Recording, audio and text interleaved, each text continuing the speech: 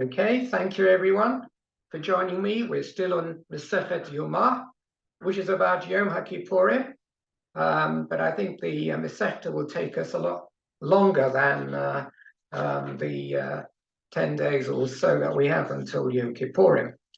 Of course, our mission started off talking about the Kohen Gadol and the period of isolation that he had to spend before Yom Kippur, when he was sequestered in a small cabin hut in the Beis Hamikdash to prepare him for the Yom Kippur ceremony. For 7 days, he was in that state, being lectured to and keeping himself as tahar as possible. The Gemara went on to talk generally about Kohanim Gedolim, their experiences, and the history of Kohanim Gedolim, which is, of course, it took us to the discussion of Kohanim Gedolim who are perhaps not as religious or as Pharisaic as they should have been. Some Kohanim Gedolim were actually Tzedukim. They didn't keep the halachos of Torah Shabbal Peh, and as a result, they didn't lead a full life as Kohen Gadol. And there were many hundreds of Kohanim Gedolim during the Second Temple period where the Kahuna Gedolah was actually bought from the authorities for money, and it was a very corrupt organization. In making that discussion about corruption, the Gemara veered onto, as it often does, a general discussion about the corruption during the two Botei Mikdash, first Beis Hamikdash and second Beis Hamikdash, and what was it that eventually brought about the destruction of Bayis Rishon and Bayis Sheni? What were the features at play there? What were the major transgressions? And the Gemara brought a long brisa, which in fact continues even today. In other words, even in today's learning by Rabbi Yochanan ben Turta. And he gave us the reasoning, the rationale for the destruction of Bayis Rishon and Bayis Sheni. He said that as far as Bayis Rishon is concerned, the destruction took place because of the three cardinal sins that were transgressed at the time, which we know full well to be Avodah Zorah, Gilui Aroyos, and Shvichas Damim, idol worship, immorality, and bloodshed. And the Brisa brought us various psukim to prove that this was the case during the Bayis Rishon period. For Avodah Zorah, it brought a pasuk which showed that HaKadosh Baruch Hu wasn't prepared anymore to be, if you like, the second partner in bed with the Jewish people who are like the bride, because the bride was practicing and flaunting herself also to idols, as if she expected that God would remain a second husband while she had a first husband who was an idol. So that was the posuk, or a form of posuk that was being brought to indicate the idol worship. The Bryce also brought a posuk to show how flirtatious the women were during the first temple periods, and how they invited the attention of the young men, even though they may have been married. And this is a period also, therefore, of Gilui Aroyos, of immorality. And finally, of Shvichas Damim, there was a lot of bloodshed during the first temple period, particularly the time of Menashe. And and this bloodshed as well was, of course, one of the major cardinal sins. So between the three of these cardinal sins, eventually, if you like, Hashem's patience waxed thin, and it brought about the destruction of the Beis Hamikdash and the exile of the Jews to Babel. As far as the second Beis Hamikdash is concerned, we had the other famous reason being given, that its destruction was due to sinat chinam. It was due to a lack of understanding between people, even though they really should have been on the same side. Baseless hatred, competition between sects. I brought the famous introduction of the Netziv to Sefer Bereshis, in which he explains how the Avot, on whom we should model ourselves, were paragons of Ahavat Chinam, that they loved all around them, including the non-Jews. At the time, one can call them non-Jews. There were no real Jews at the time. But whether they were idol worshippers or whether they were believers in monotheism, the Ovo tried to not to distance themselves and not to in any way alienate them, but to include them in and try and persuade them. And this was the way of the Ovot. They were non-judgmental as far as that was concerned. But when it came to Bayis Sheni, unfortunately, we see that even though, as the Brisa says, we were talking about people who were practiced in Torah, they were Talmidei Chachamim as well. They were scholars. Nevertheless, each group, even within the group, detested each other or envied each other or believed that the other group was not performing adequately, saw themselves as being at a higher spiritual level. And that's the definition of Sinat Chinam. And Sinat Chinam, even if it starts amongst the scholars and is at a theoretical level, it is a slippery slope which spreads to the people, leads to passionate disagreement and then to violence and to self-destruction as a society. And this is what happened during Mikdash Sheni. And eventually Mikdash Sheni, of course, comes to an end and leads to the Galut, in which we still find ourselves today. We still haven't repaired the damage of the Sinat Chinam that brought about the destruction of the second Beis HaMikdash. I'm going to take you back into the Brisa again. We're not out of the topic by any means, but the Gemara will ask some questions, some searching questions over here as to which sins are still pervasive today and which ones really were pervasive at the time of Bayis Rishon and Bayis Sheni. If you have your Gemara here, Daf Tet Omid Beis 9b, and if you're looking at the large page over here, it's a very expansive Omid. There's a lot of Agadah here. And so the actual text of the Gemara takes up a large part of the page with less commentary from Rashi and Tosafot. So I'm going to take you to, if you see where the page widens towards the bottom of the page and becomes full width on that horizontally full width, if you climb up 6 lines from there, if you're using a Vilna type shas and not the Stanzals. Some of the Stanzals will not have the same format, but it's 1, 2, 3, 4, 5. I think it's 6 lines above where the Omud really widens out. And the first words on that line are Ushfichat Tomim. You can imagine a full stop after those 2 words if it were punctuated. And we're going to start from Rishoim Hoyu. Seems a strange way to start a piece of Gemara. They were evil, and we don't even know who they are. Who's the they? Rishoim Hoyu. So let's start this passage, and the Gemara will explain what the subject is here. Who's the subject of Rishoim Hoyu? They were evil. So, Rishoim Hoyu, who, let's just carry on. Ele shetolu bitchonom b'HaKadosh Baruch Hu.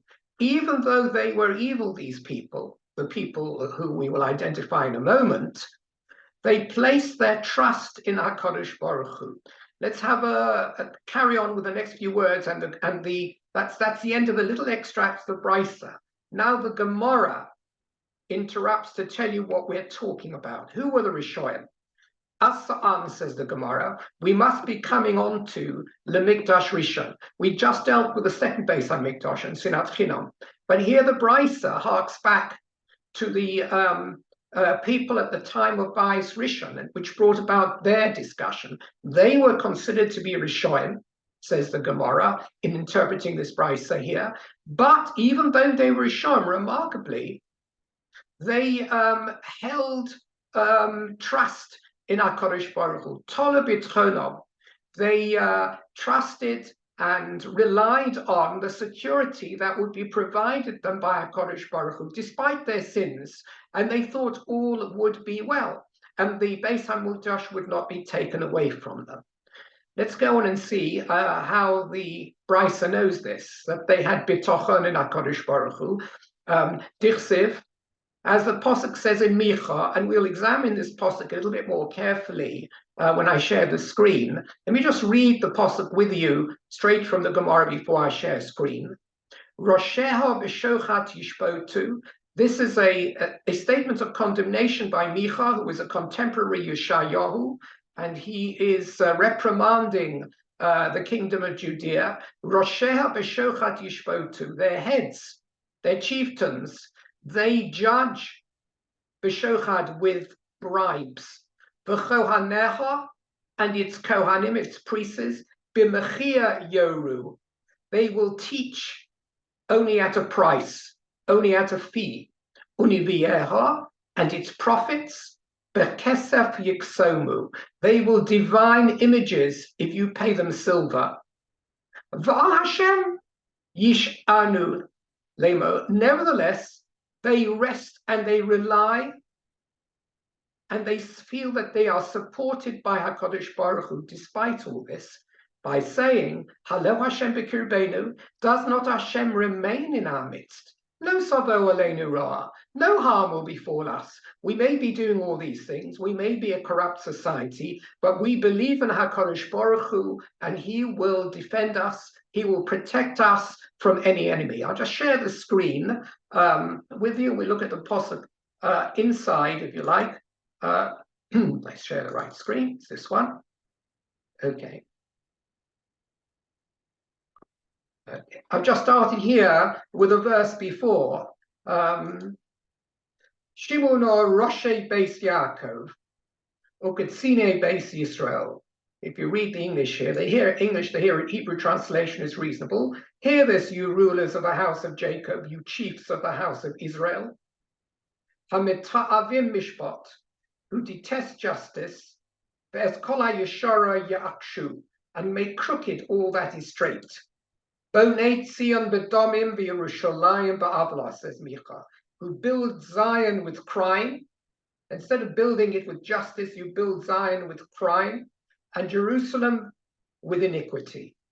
Now, this is the statement that the Gemara now brings, and I've color-coded it for you because the Gemara is going to look at the interpretation in a little bit of detail, and I've separated out the chunks of words. Again, Rosheh b'shochat yishpotu, that its heads will judge, its judges, if you like, will judge as a result of a bribe. Whoever bribes more will receive the decision in his favor. Kohaneh b'mechiro yoru, its priests. The priests, remember, the Kohanim were meant to be the teachers of the Jewish people. They were supposed to teach. We say Yerim Yishbatecha leYaakov, etc. The tribe of Levi and the Kohanim were supposed to be not just a ritual participants in the Beis HaMikdash ceremony, but also they were the teachers of the Jewish people. So they only taught at a price. You know, if you had poor children, they would not get any Jewish education. And the Nevi'im, they would take money in order to do yiksomu. Actually, this is also a nasty word because it means they were not genuine prophets. Kasamim means magic. They would flick their fingers and, you know, make the cars appear between their fingers, or perhaps pretend that they had received a nevuah, but it was really just some magical hodgepodge incantation that they were spurting forth. And they would do this if you paid them. If you didn't pay them, you would not get any advice from the Nevi'im. V'al Hashem yishanu. Nevertheless, they would rely, all these people would rely on HaKadosh Baruch Hu. They were bali b'tochen and amunah on HaKadosh Baruch Hu, nevertheless. A schizophrenic frame of mind. And they would say, Halo Hashem b'kirbeinu, surely Hashem remains with us despite what we do. Lo tovo oleinu ra, no harm shall befall us.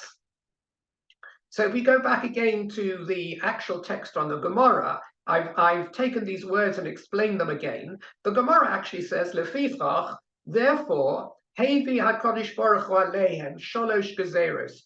Hashem punished them by bringing upon the Jewish people in this Dais Rishon period 3 decrees.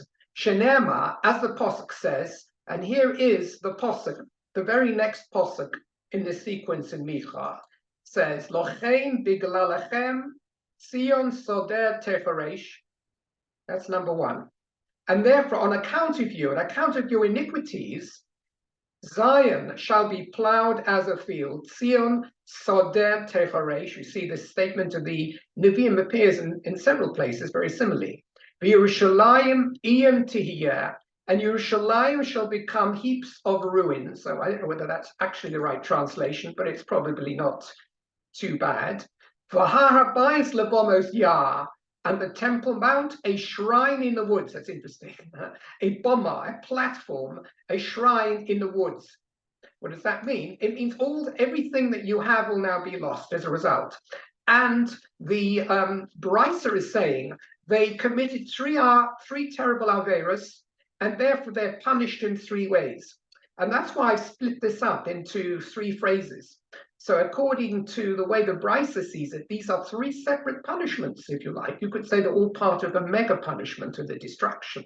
But there are three phases. First, there's Zion Sodeh Techaresh, and I would suggest that that means that Zion refers generally to Eretz Yisrael. It'll all be, the buildings will be destroyed, it'll be plowed over. There won't be the commercial and the civil habitation that was there before. And then as we'll get closer and closer to the heart of Eretz Yisrael, the next phase is Jerusalem should become heaps of ruins, not just Eretz Yisrael, but Yerushalayim Yirah Kodesh. And finally, it comes right into the heart of the Jewish people itself. The Temple Mount, where the Beis HaMikdash is, will be like a shrine in the woods. It'll be nothing more than like a matzever, a heap of stones, and people will say, hey, that's where the temple used to be. That will be all that is left of the Beis HaMikdash. These are the three phases of, if you like, destruction, which correspond to the three averas. Now, there's a little bit of discussion in the commentaries. Which three averas are we talking about? So the simplest understanding is to say it's referring to the posuk before it. In the posuk before it, I pointed out there were three different averas in the posuk. Roshehem b'shevet yishpodu, that's taking bribes, that's the judges. Kohaneha b'mechi yoru, that is the Kohanim taking money for educating when they should have been giving their education free, or at least not at exorbitant rates. Uliviyeha b'kesed yiksomi, and the Nevi'im also taking money to give false prophecies. Three different averas, three different groups of people. And as a result of that, of those three, these three phases of punishment come about. There are other commentaries who say that, despite the fact you have these three over here, that's just a coincidence. What are we talking about when the Brisa says, for the three, biglalachem, on your account, for your three, you are going to suffer three punishment? It's referring here to what we mentioned before, the three cardinal sins, which is Avodah Zarah, Gilui Royes, and Shvichas Domim. The sins of Avodah Zarah, idol worship, immorality, and bloodshed. And those are the three averas, the three transgressions for which these three penalties have been brought in. So you can see it either way. You can say it's either referring to these constituent averas mentioned in the posuk before, or you can say that this actually goes back to a higher level avera of the shvir of the three cardinal transgressions. So that's what the Gemara is bringing over here. What's interesting, of course, I just take a little bit of a meander, as I like to do over here, is again this irony. In this posuk over here, the Gemara, the Brisa seems to be bringing in a redeeming feature, if you can call it a redeeming feature, for the people during Bais Rishon times. Everything, all their practices were wrong. They were immoral, they killed, they worshipped idols, their justice system was full of bribery, their Kohanim were not teaching properly, and their prophets were false, and they took money even for false prophecy. It doesn't seem like they were a good bunch of people. And yet, why does the posuk bring in this, what apparently is a redeeming feature? But you know what the Brisa says? The Brisa said, Tolu b'tchonim b'HaKadosh Baruch Hu. They had emunah, they had bitochen, as the posuk says. They relied on HaKadosh Baruch Hu. So to what extent can I just ask oneself, let me just quit sharing a moment, and I'll share again very shortly. To what extent can a person realize that they are practicing averis, that their day-to-day life is immoral and is totally against the Torah law, and yet at the same time believe that if they have bitochon and amun HaKadosh Baruch Hu, that is an ameliorating feature and may protect them against punishment. If you have two people equally guilty of the same crime, but man A has done the crime and he believes he'll get away with it, and he never believes in God. He's a total atheist. He believes what he's doing in a vacuum, unobserved. And then you have man B, who also does the same avera, but he nevertheless, even though he does the avera, he says, well, you know what? I do trust in HaKadosh Baruch Hu. I have emunah, and maybe that'll be enough to redeem me from punishment. Is that second person essentially at a better madrega than the first person, or maybe he's in a worse madrega, because ironically he feels he can get away with something, whereas the first guy doesn't think that anyone's looking him over, whereas the second guy knows someone's looking him over, but he's nevertheless he believes in a HaKadosh Baruch Hu, but he carries out the crime. Who is the worst person? The way the Brisa brings it suggests that it is a bit of a redeeming feature for even a scoundrel to have faith in God. Shall we have a look and see whether that's the case? And for this, I'm going to bring you quite an unusual extract. It's a story which I think is very appropriate for this time of year as well, as we are in Elul. So we're going to look at the story of the Baal Shem Tov together with the Moshe the Ganav. It's a lovely story of the Baal Shem Tov, which illustrates something about having faith, even though you're a scoundrel, and also something about the Hasidic way of mind, certainly of the Baal Shem Tov. I'm not sure whether this is still something that would apply again amongst Hasidic groups. Unfortunately, I've only got it in Hebrew. So let's work together with it. So the first line here, in Meshibosh, where we find the Baal Shem Tov in his whole town, Hitgorer Yehudi Shekuna Moshe Haganav. There was a Jew who lived there who was nicknamed Moshe the Thief. Eshemo Hikibel Mishum Shohoya Ganav Mefursam. He received his name because he was a well-known thief. Everyone knew he was a thief. La'acha Shohoya Gonev. But he had this redeeming feature. Every time he would steal, Hoyomagia le Baal Shem Tov, he would knock at the door of the Baal Shem Tov, umavaksho, and seek from him, lahatir bitfilah, to supplicate, to pray to HaKadosh Baruch Hu on his behalf, shechas v'chalila lo yitvasuhu, that the authorities wouldn't catch him for his crime. So he would go each time after his crime, admit he'd done a crime, and say, please pray for me that I don't get caught by the authorities. Baal Shem Tov b'tzidkoso, the Baal Shem Tov in his righteousness, hoya mechabko, used to embrace him, or mispalel avoro shelo yitvasuhu. And he would pray on his behalf that the Ganav would not be caught. But and this went on for a long time. He was never caught due to the zechus of the tefillas of the Baal Shem Tov, even though the Baal Shem Tov knew he was a Ganav.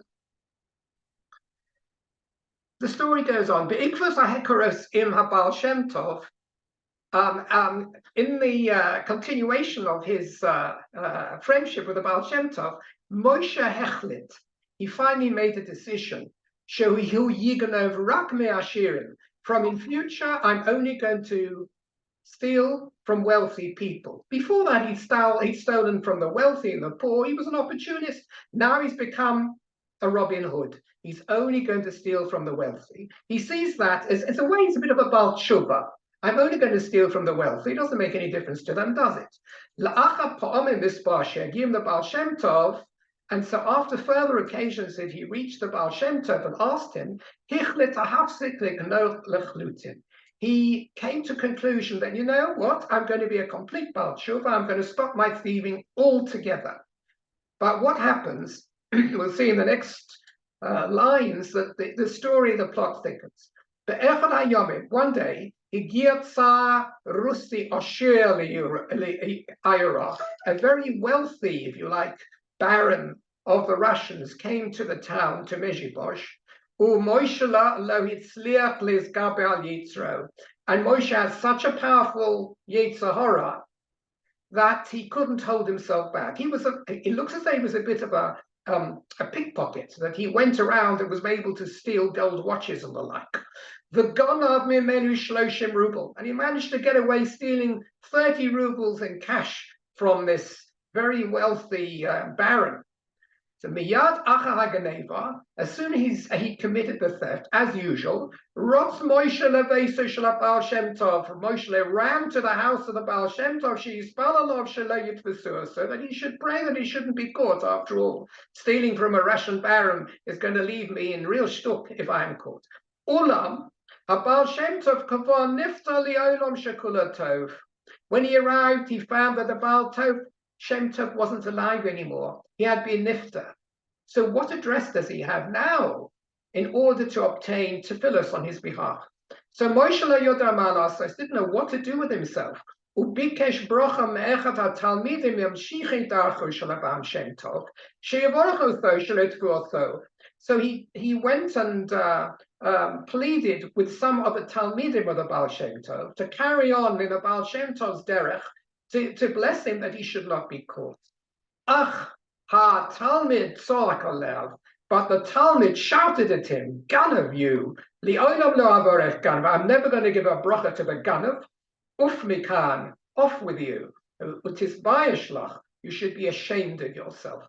So Moshe hoya shavur, Moshe was broken, uholach lebeis hagvaros, he went to the base olam, levakesh al atzmo, Mulk Kvoro Shel HaBaal Shem Tov Uvocher. He went in front of the kever of the Baal Shem Tov and pleaded with him. And he pleaded and said, Rebbe, my teacher, Rebbe, the Baal Shem Tov, Ma'aseh, what can I do now? And here's one beautiful phrase. Nosru Rabbonim Raklet Tzadikim. Ein od Rabbonim Sheyodem Hisparil Gam An Ganovim. Kamoni. All the Rabbonim who used to know how to daven for Ganovim are gone. The only people left are Rabbonim who will only plead for Tzadikim. It's very easy to plead for a Tzadik. You want to plead and daven for a Ganav. This is the Chachma. Only Baal Shem Tov had the power to plead for a Ganav. So Amalo Harav. So the Baal Shem Tov said to him, in some sort of vision, I imagine, there's a little bit of a mishmash in the words in. He saw the Baal Shem Tov in a dream. There's something mixed up in the words here. I can't work out why. And he said, go to see Lenechti, go to my grandson, Rebbe Ephraim, Baal Degel Machane Ephraim. If you will visit the Baal Degel Machane Ephraim, now the Hasidic Rebbe, a younger Talmud and grandson, Shegar Be'idra Be'ira Madlikov Hasamucha, in a nearby town, ask him to daven for you. Hu Yoder Lispalel Gam Al Ganovim. He's even able, he even has the skill that he knows how to daven for a ganav. So Moshe Hisareh Mishnah. So he woke up from his sleep. This was in a dream, this vision. V'holach lechapes as Rebbe Ephraim, and he went to search out Rebbe Ephraim. Keshegir Rebbe Ephraim, so he found Rebbe Ephraim and pleaded with him that he should daven, that he should not be caught. Rebbe Ephraim chibeko, so Rebbe Ephraim indeed he embraced him, ubirchu shelo yitfasuhu, and he blessed him that he shouldn't be caught. V'kach ochein hoya, and so it was. Me'az Moshe hechlitshu lo yignov leolam. He then made another resolution that he would never steal again. Leyomim hafach Moshe le'tzadik gadol v'nista. Typical Hasidic story. In the end, Moshe became one of these tzadikim gadolim v'nista, a secret, one of the lamadvav tzadikim in the world. This Moshe, being a ganav, as a result of this, he transformed himself into a tzaddik. Okay, so that's the actual story, which seems to suggest that even if you have a scoundrel a scoundrel has some level of emunah, it might be possible to daven for him, and not just to daven for such a person, but that the tefillah should be accepted. We're not just talking about davening vainly. Without those tefillos, Moshe would certainly be at the end of a rope by now. He would have been caught. But because of the tefillos of the tzaddik, he carries on, despite the fact that he's worthy of being caught because he is a thief. So there is some redeeming feature in a ganav, or a scoundrel, who has faith in HaKadosh Baruch Hu, according to the story with the Baal Shem Tov. I'm just going to go on and do a few more lines, because these next few lines are extraordinarily perceptive from the Hasidic point of view. Let's just see what the story continues with here.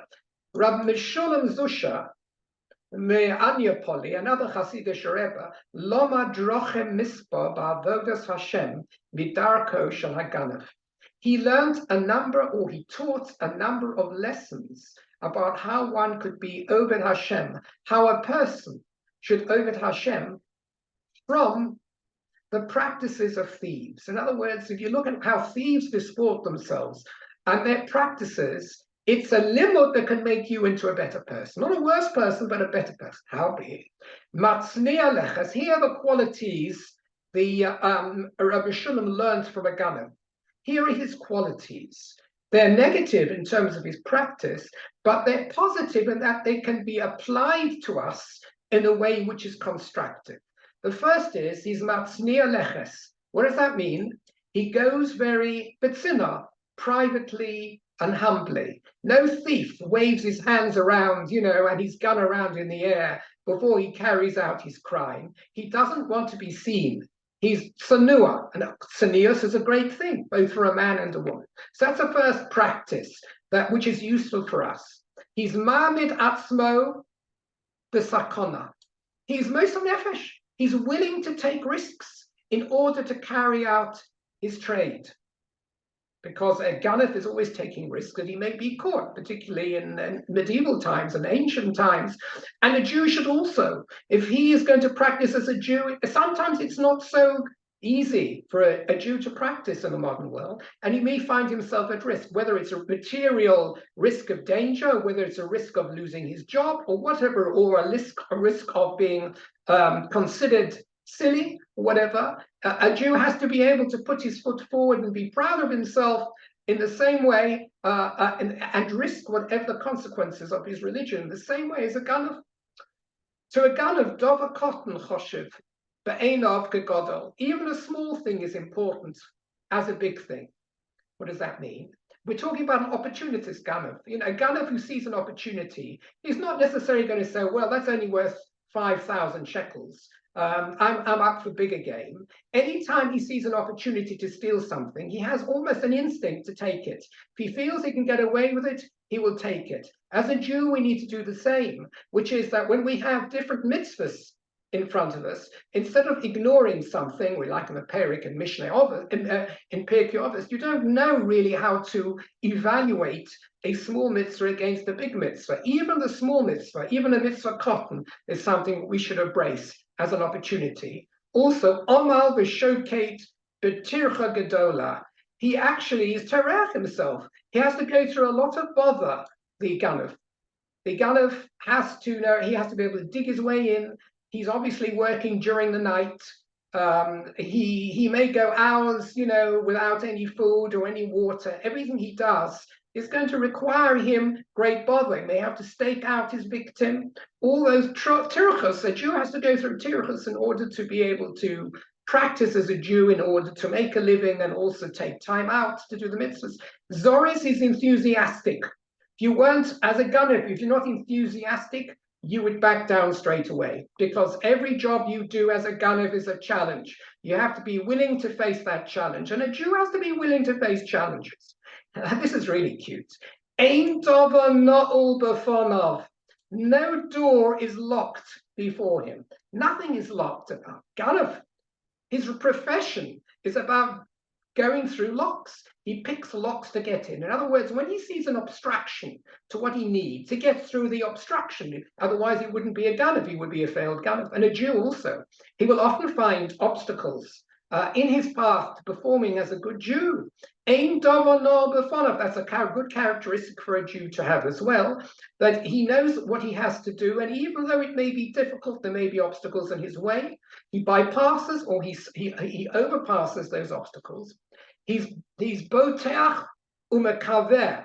He has bitochon, and he is hopeful. Now, we're not talking about bitochon HaKadosh Baruch Hu, we're not talking about the Moshla.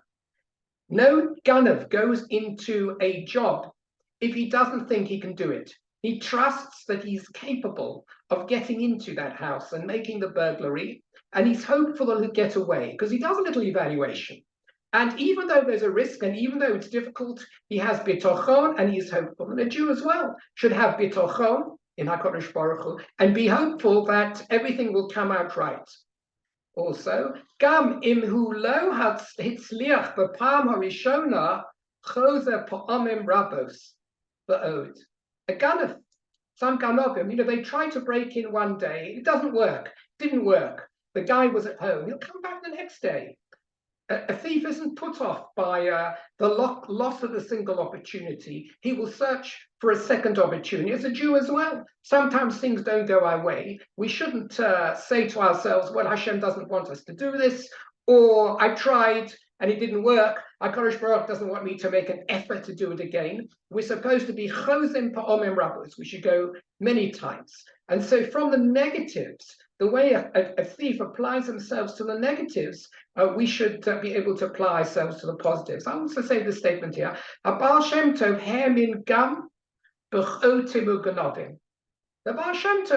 he believed. In other words, he believed there was this Pintele Yid bursting to come out even among sinners and among thieves. Because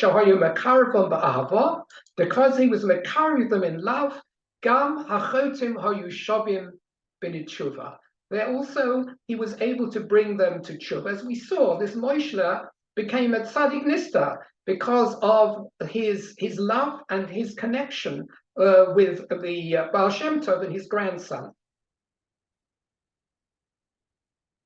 Okay, and this is another statement. I shouldn't be teaching you this, should I? This is not for me to teach you, but it's so beautiful. The lessons learned from this story are so beautiful. I can't resist. So in this paragraph, he says, when we look at the good in every person, then we'll be able to mekarev him. We'll be able to love him.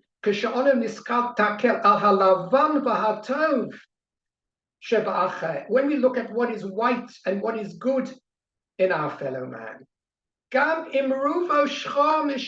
even the majority is blacker than black. It'll bring out even the best in ourselves. HaKadosh Baruch Hu, in return, if we see the good in a person, even if he's mostly bad, will bring out the best in us. He will, if you like, ignore what is black in us and look at the white in us. Yimchok as a pachot hatov. Hashem will erase those things that are negative in us because we look well on that other person. And he will give us the merit always to be tomid. I think it may be levenim. Will always white. We will always have the schos, and in God's eyes we will appear white, even though there's plenty of black and grey in every Jew. Okay, stop sharing.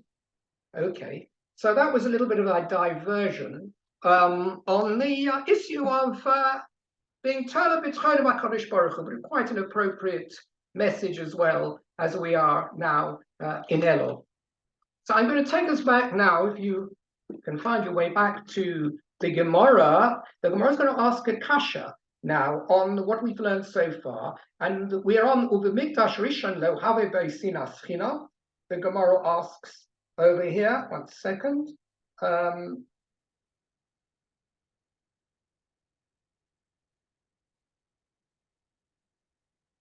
trying to find where we are in the Gemara now. I've got it on one side of the page. Okay, yes, we're in the line just before it gets very wide across the page, just one line above. in the middle of that line, the Gemara now asks a very meaningful question, one that must have occurred to us when we learned these lessons. Mikdash Rishon, the verdict came down not because of sinas chinam, but because of a transgression of these three cardinal sins. Mikdash Sheni was sinas chinam. Says the Gemara over here in its question, Uber Mikdash Rishon lo have sinas chinam?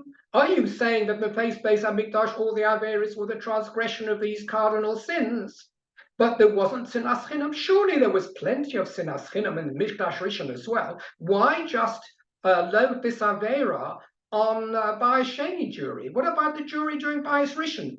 Plenty of sinas chinam there that led to all the dissolution of society, even at the time, and the battles within the royal family and the kings, and the warring between brothers and between the two states of Israel and Judea. Plenty of sinas chinam, surely. And the Gemara actually quotes a pasuk. Second, V'hoksiv, and we will look at this pasuk. This pasuk is from Yecheskel. I'm going to share with you straight away. All the pasukim we look at in Tanakh are always difficult.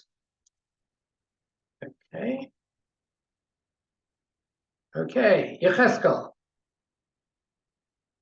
The pasuk says, Ze'ek, Yecheskel says, Ze'ek v'hilel ben Adam.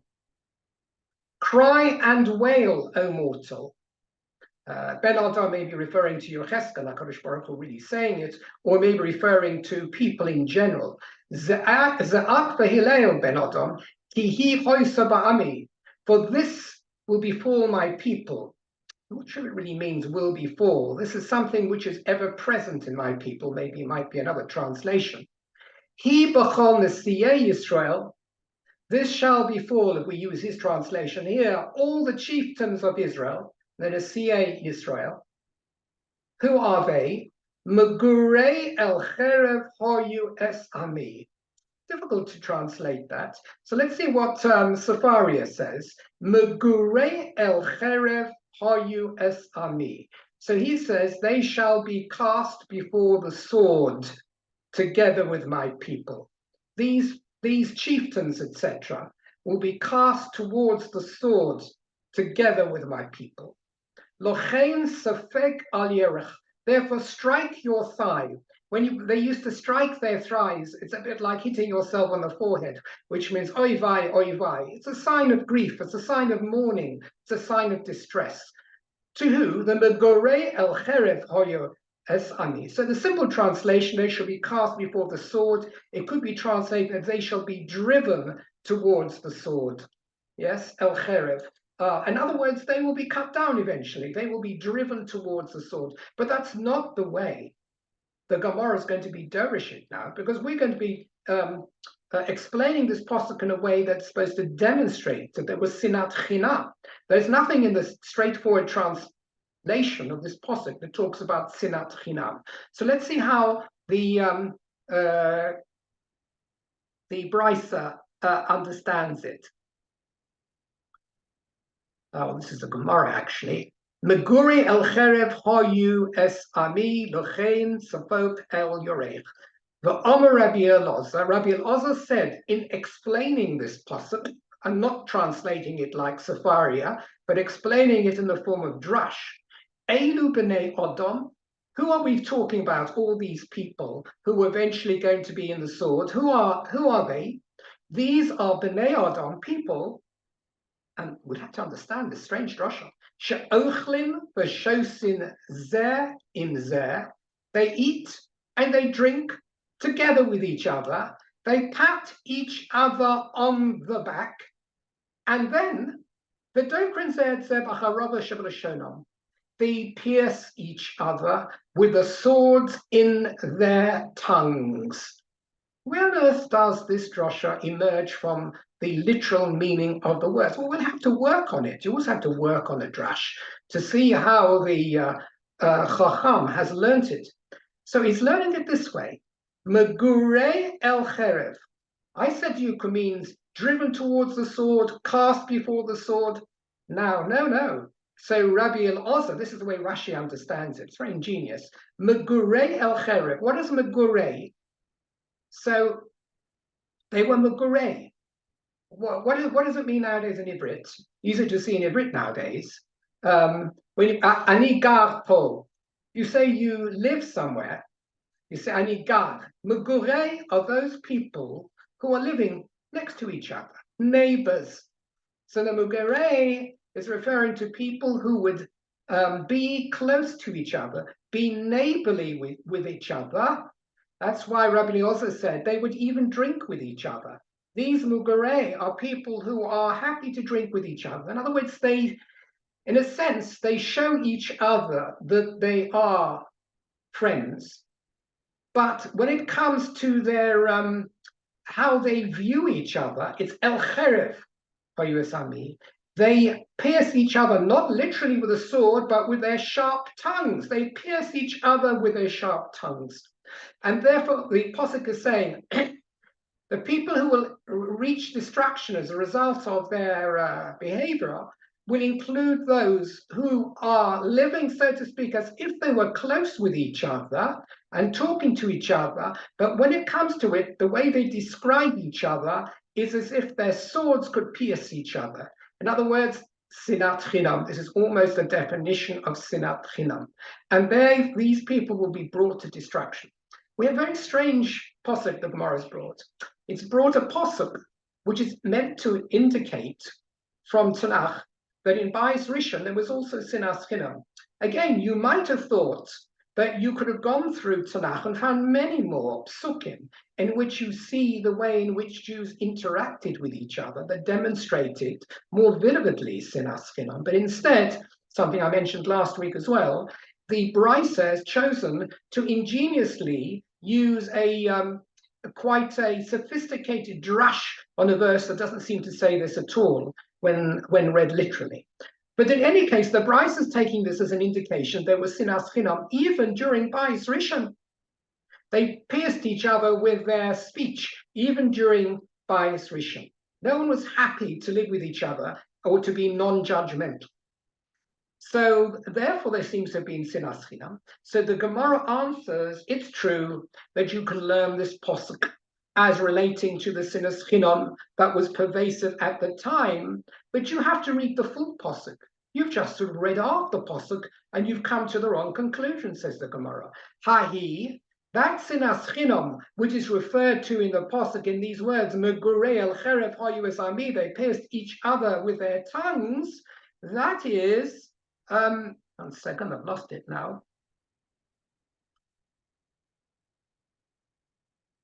Was B'Nisiyei Yisrael Havai. That's just referring to the princes of Israel. Because as we looked at the posuk, Za'ak v'Hillel ben Adam, ki hoise ba'ami. But who is it referring it to? The Tanya Za'ak Hillel ben Adam yochol lakol. You might have thought it's referring to everyone, that everybody was Meguri el Cheref. No, it says, therefore the Pasuk says, Talmud Loma hi b'chol Nesiyei Yisrael. This characteristic of sinas chinam was only amongst the Nesiyim. In other words, the Gemara is saying, it's quite a famous answer the Gemara says here, during Bais Rishon, even though there was sinas chinam, the lack of brotherly love, if you want, the sinat chinam that prevailed was largely amongst the upper classes. It was amongst the leadership. It was amongst the kings. It was amongst the politicians, but it was not amongst the masses. The masses, the simple scholars, the people who went around their everyday work, they were not into sinat chinam. And therefore, the bias would not have been destroyed on the account of sinat chinam because it was only there in the elite. However, during Second Temple period, sinat chinam became pervasive across the population, across the various layers of population, and therefore it was the ultimate avera that brought about the destruction of Bais Sheni, but not Bais Rishon. That's how the Gemara understands this. Just stop sharing for a moment. So the mega sinat chinam avera was during Bais Sheni. During Bais Rishon was there on the smaller scale. It was amongst the leadership. It was amongst those who were vying for power, but not really amongst the lay folk. So the Gemara now says, and now the Gemara also looks at these distractions in a slightly different way. Rabbi Yochanan and Rabbi Elazar Dami Travaihu. Both Rabbi Yochanan and Rabbi Elazar both said the following. Rishonim sheniskale avonam niskale kitzam. Acharonim shelo niskale avonam no niskale kitzam. A remarkable statement that essentially says, why is it that during Bayis Rishon, the Galut lasted 70 years? It was only 70 years, but not just it was a shorter period than the Galus we're in now, which has already gone on for 2,000 years, but it was a period of Galut that was forecast. The people knew when it was to come to an end, because already the Pasuk Yecheskel says to them, you will be here for 70 years. It was a nevuah that was already delivered to the population who went to Babel. Now, it's not much comfort to a person who is 40 years old to know that in 70 years old, 70 years' time, their great-grandchildren will be returning to Eretz Yisrael. But nevertheless, they were told that this is not the end of the Jewish people. Jewish people are not being written off. They were given a period. It'll be 70 years. That period was revealed to them. And yet, in Bayis Sheni, after destruction, nothing was revealed to us. So we have no nevuah that the Golas would last 7 years, 70 years, or 7,000 years. Now, maybe it's a good thing in retrospect because it's so long. I mean, if it's going to last 2,100 years, would one want to have a nevuah to say, this is not going to last forever. In 2,100 years, you'll all be back here again. It would be perhaps even more devastating to know. Nevertheless, the Gemara is into the idea of why is it that we had a revealed period during the Golas of Bayis Rishon, and nothing was revealed to us for Bayis Sheni. And the Gemara's answer is this. It's essentially tit for tat over here, saying that what was the Aveira that led to the Golas of Bayis Rishon? The Aveira, the three are cardinal sins. And all those cardinal sins were out in the open. They were revealed sins, if you like. Bloodshed, idol worship, and promiscuity are things which are visible in society. Society sees these things going on. They are sins which are out in the open. Does that make them better or worse? Well, let's not be judgmental about whether it's better to do a sin in the open rather than, behind closed doors. But what has to be accepted is that these sins were out in the open. Says Rabbi Yochanan ben Elazar, when the sins leading to the Galut were out in the open and revealed to all, Hashem reveals also how long the Galus will be. Contrast that with Bayis Sheni. The sin of Bayis Sheni was sinat chinam. Sinat chinam is very often a transgression of a pasuk in the Torah, lo sisnaz achicha bilvavecha. It's not something which is so open. This is something we have to understand, that sinat chinam sometimes is open. I mean, all the disgraceful arguments that we see today, which are out in the Knesset, you can hardly say they're private. But the sinat chinam, it very often it's in the heart. It's the seething you have for another person in your heart, which then comes out into the open. The grains and the seeds are deep within the heart. That's how they start. And the fact that you believe that your fellow Jew, Bayis Sheni type, wasn't worshipping in the way which you were. You believe that you were a finer Jew than them. That is sinat chinam at its raw, not at its most